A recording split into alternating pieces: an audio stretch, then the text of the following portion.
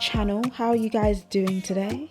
I'm back at it with another video, this time discussing slavery in Africa. But before we start, don't forget to like, comment, subscribe and share the video if you like this type of content. Now, let's talk about Congo. Leopold II, the Belgian king at the time, killed millions of black people in Congo. He tried to cause genocide. It is estimated that 10 to 15 million people were killed as a result of actions or inactions of King Leopold. The people of Congo were quote unquote bought, like any merchandise, and quote unquote owned by the king, making the entire Congolese population slaves to King Leopold. If Congo sold slaves, how did the whole of Congo become slaves? What happened to the so-called sellers? Did they become slaves as well after so-called selling them? This man, Leopold II, brutally mutilated Africans. Leopold II of Belgium, like any other European power seeking new territory in Africa,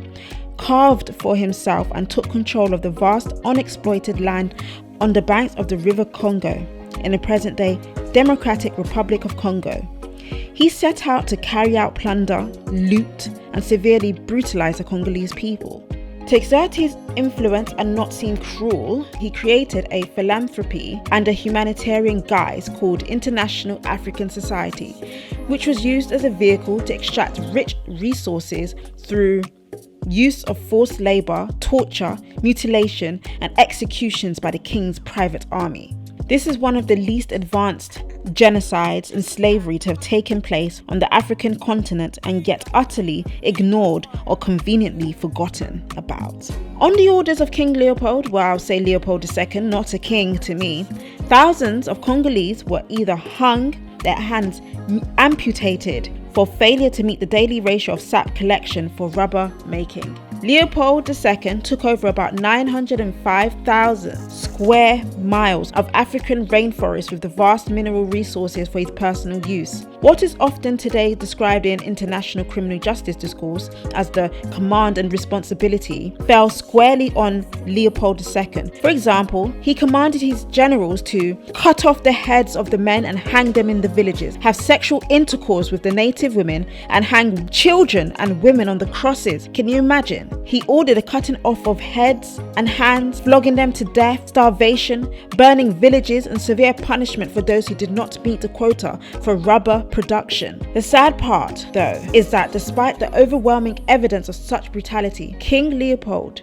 was never held criminally liable for the genocide and ills in Congo. Now, they say that Africans sold their own into slavery. Who said that Africans were sold into slavery? Where did that notion come from? Was it said to cause more division in the African diaspora by racist people? So you're telling me every single African, there were millions and still are millions of Africans there, was sold into slavery while simultaneously being raped and killed by racist people? They said it was prisoners of war that was sold. That's what the racist people said. But again, where did this come from? There was literally Europeans trying to cause genocide in Africa.